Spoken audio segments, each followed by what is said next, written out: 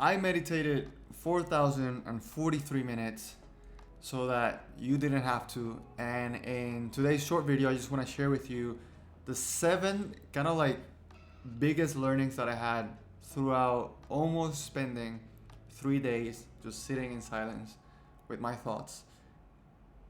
That is, meditating. So here's a screenshot of the Headspace app, which is the app that I use to meditate, and I'm just happy about the fact that I've been doing this 62 days in a row. This is like the biggest streak I've had of, meditating every day, which is pretty cool. I do not recall why I started meditating. I have no idea. I'm trying to remember. Actually, I do. I do know why. It's been there. You can see that it's been 416 sessions. So, wow, it's obviously more than a year. I remember why I started meditating on it. I'm not gonna lie to you. I'm not gonna share that with you in today. But I do have a podcast on it. Whatever. So, yeah, it's been something, man. It's not easy. It's not easy. But I'm gonna share with you the 7 couple lessons I learned throughout this entire journey. So let me just center myself here, and there you go. So I started doing this by just meditating 10 minutes, and if you see from the screenshot before this, it said average meditation length 10 minutes. I just started doing maybe 20 meditations ago. I started doing 15, and now I'm gonna start implementing 30-minute longer ones, right? Yeah. I got so much to share, but I'm gonna try and be super short. But number one, honestly, it seems like it's impossible to master. It really is. And the biggest misconception that people have is that you have to sit down in complete silence and not let your thoughts come in. And that's just completely false. It's actually the opposite. It's you letting your thoughts in and mastering them so that they don't disrupt you. It's basically, that's the premise of it. At least that's what I understand, But after 4,000 minutes of doing this, literally sitting in silence, I still get thoughts coming through my head. It's not easy. It really isn't easy, especially if you do it after a long day. You have a lot of things in your mind. You think about your the text that you have to answer. You think about what's happening tomorrow. You think about your gym. You think about so many things. Everything just comes to your head at that specific time because you're just sitting in silence, right? So honestly, after 4,000 minutes, I have to tell you, I'm still a beginner. It doesn't seem like I've mastered it already, and I don't think I will anytime soon. It's really hard. So I actually think it's impossible to master. I really think that's the first lesson I got. So I'm gonna start implementing 25 to 30 minute meditations in the weekends, and try that out and see how that works. But you might be thinking or asking yourself why the fuck would I meditate? What's in it for me? So this next lesson will make a lot of sense. And so yeah, number 2, absolutely, you'll be much calmer, much calmer. It feels like you're just detached. It really feels. It's a weird feeling, and I'm reading from my notes because I wanted to write this out, because the way I literally, when I was writing this out, it was so hard to explain, but it's a weird feeling. It is a weird feeling. It seems like you're not attached to the outside shit as much as you used to be before. You're more at peace with just yourself and your inner thoughts. So think about it this way. Just imagine you're jumping on a flight and you're flying out, and once the plane's already in high altitude, you're sleeping, and then you wake up because there's a lot of turbulence. Everything just starts fucking shaking. 2 years ago, I would have been very stressed. Holy shit, what's going on? Are we gonna die? What's happening? That was before. But now, turbulence happening in your life, meaning things that happen outside of your control. Now it's just it doesn't matter. It really doesn't matter, and you stay very chill. So using that metaphor as a reference, I would, in this case, I would just be either asleep or not even notice, or just don't even care, right? So some things that are outside of your control, you really don't care as much as you used to before. You're just more detached, and it feels like it's because you're more in control of the things that you're feeling. So it's like you just stay more chill. And in general, I feel that way now. And there are obviously things that happen in your life, like everyone, bad shit that happens in your life. I'm just chill. I'm just very detached, and I think that's huge component of me meditating for so long is being able to be relaxed in tough situations, which a lot of them has happened this year. But it's pretty cool. Like that's one of the biggest things that I've learned is just being calmer and detached. Okay. Number 3, I really think, and it's such a underestimated hack, or I guess ability you gain after doing so much of this, is you're able to read people like a book. You really are. You kind of develop, you start like training this little muscle in your brain that you didn't know you had, but you have. So that's called intuition. So you start to develop this weird intuition into like telling, like in the grand scheme of things, that you can tell if people are full of shit or not, if they're full of themselves. That you can really read people like a book. I have no idea how or why this happened. I can't connect the dots. And if you know, please let me know. I have no idea how this happened, but I just have this better understanding of people. Like I can really tell if somebody just is full of shit, if they're a liar, if they're gonna betray you. You can really, really tune in into other people. And I don't want to sound very woo-woo or whatever, but if as I'm talking, it seems like you are more aware of other people's energy and their intentions. And I wish I had this way back, but this is what you get with just being in thought, if that makes sense. You kind of grow this intuition muscle, which is really cool, and I can't wait to see how it develops over time. Number 4, I think it goes with number 2, you feel more in control. You really do. So it's like you don't suddenly get enraged from minuscule shit like you used to before. Like if the waiter brings you the wrong meal, where you used to be like kind of mad or upset, you're not like you don't care. You're in control of sudden sparks or sudden triggers. You feel in control of that, and I feel like that's another major thing for me. And I've always been like super chill, but now it's more like that, where things just don't matter as much. Like minuscule things really don't matter. That's one of the biggest lessons now. It's like you start to realize that minuscule things, man, you just start not giving a fuck, because you're so in control of. It's like you're building a wall. You're building like a mind wall, and it's very hard to get through. So this small stuff, it just doesn't matter, and you just start not letting those things inside of your head.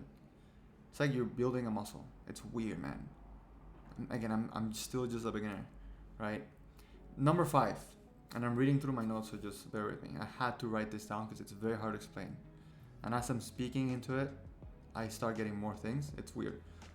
Man, it's weird. Number 5, you easily become happier because you start to appreciate the small things.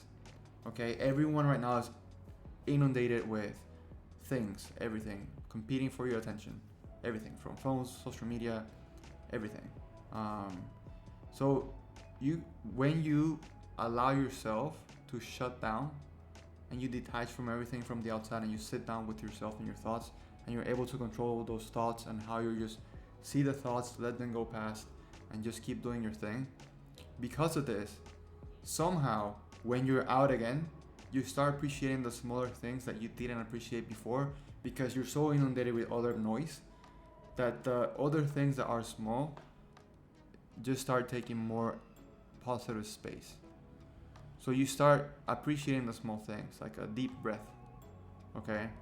The smell of coffee, how the sun looks, and how it shines over the ocean. This shit sounds so woo-woo. Bear with me. But you cannot start appreciating the small things. I don't know why. I don't have the explanation. I really don't. I really wish I had the explanation. But I don't. It just feels like you appreciate smaller things. It just feels that way. It feels like smaller things are more accessible. Like smaller little details that you kind of didn't see in the past. Now you start noticing them, and it's kind of cool. It really is. You find more things to be grateful for. I guess that's the better answer. Number 6, and this one's gonna mess with your head right now, so I'm gonna say it. But breathing stops being automatic. So now you're conscious about your breathing. It's just how it is. But then, through meditating, one of the biggest things that you start learning and tapping into is your breathing. Because once you focus on your breathing, you're able to block everything else.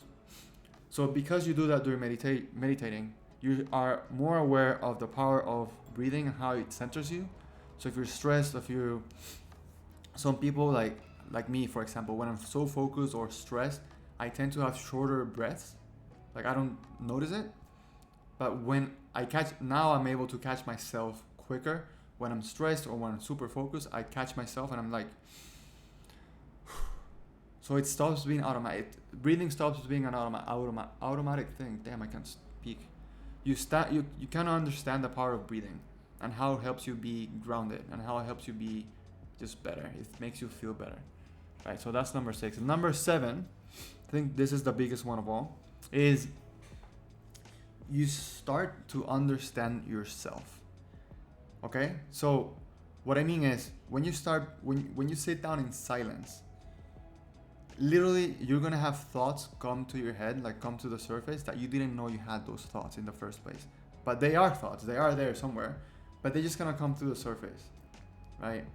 And once they start coming up when you're meditating, you're like, okay, I kind of didn't know I was having that thought, whatever. But you kind of just see it, and it kind of like just passes by, and you're like okay with it. It's so weird. But then you start to understand all those things that you have in your like subconscious, and they just come up to you on the surface level, because you're sitting down and you're like trying to be silent, like you're just sitting with yourself. And as I say this out loud, it sounds so stupid, but it's so powerful. So you start like redirecting those weird, random, intrusive, negative thoughts or whatever they are. Even if they're positive, you're just neutral. You're like, and you focus on your breathing, right? Or some people do, and something that I do, like at the end of my meditation, I just start visualizing like positive shit, because you have nothing else to think about other than the thing that you're thinking about, which is the positive stuff. And it's pretty cool. So you start redirecting your thoughts, and you use your thoughts in your favor, not against you. So yes, so what I got from this is now you start seeing things working in your favor rather than against you. It's like you start manipulating your thoughts in a way that you're able to neglect the negative thoughts, like the bad things that come to you. You're like, man, whatever. And then the good things, you are able to appreciate those more, because you're in charge of your thoughts and not your thoughts being in charge of you, which is pretty interesting. And I really can't wait to see what happens once I reach 10,000 minutes. Honestly, I really feel like I'm barely scratching the surface, because as I'm explaining the things that I wrote in my notes, it's like I don't really know what I just wrote. It feels weird. Like as I'm talking about it, kind of feels weird. So I have no idea what's it gonna be like when I reach 10,000 minutes, because it's going to be 6,000 more minutes of me sitting in silence with just my thoughts, which is pretty interesting. I'm definitely still a beginner. I wanted to do this video because I shared this on my story, and I got a lot of people like either giving me kudos or like, damn, or what's the name of the app, or what's this, or that's a huge flex. So I wanted to share this with you, because I feel that if you haven't tried it or if you haven't done it yet, I think it's definitely worth it. Absolutely, but do it consistently. It's like you going to the gym. So a lot of people, train at the gym, they see themselves in the mirror growing stronger, bigger, whatever, or thinner. With this, it's hard to tell, because there's things that just start appearing very like slowly. It's not a thing that you look into the mirror and you're like, oh shit, my biceps are bigger. It's not like that. So it's super hard, because it's harder to see progress, but once you see it, it kind of hits you. Just like when I'm writing my thoughts and my learnings, it's like, damn, it really be like that, you know. So without any doubts, I can confidently say that training your mind is as hard or even harder than training your body, again, because it's not like you see the mirror and you see changes. You kind of gradually start feeling things, which is pretty cool. And that's why I'm very excited to reach like 10,000 minutes. Why 10,000 minutes? I have no idea. I just rounded it up, whatever. But it's something that I will definitely keep doing. I encourage you to do it. I encourage you to do it consistently.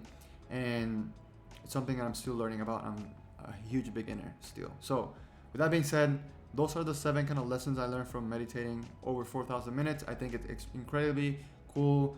A lot of people that I look up to and I respect, multimillionaires, like very smart people, they meditate, they talk about the powers of meditation. Books I read about, like The Power of Now, or Think and Grow Rich, or which was the other one I was reading recently, Psycho-Cybernetics. They all speak about meditation and how strong it is and how very, very successful people use it. So take that as you wish, and if you want to do it. You should do it, actually.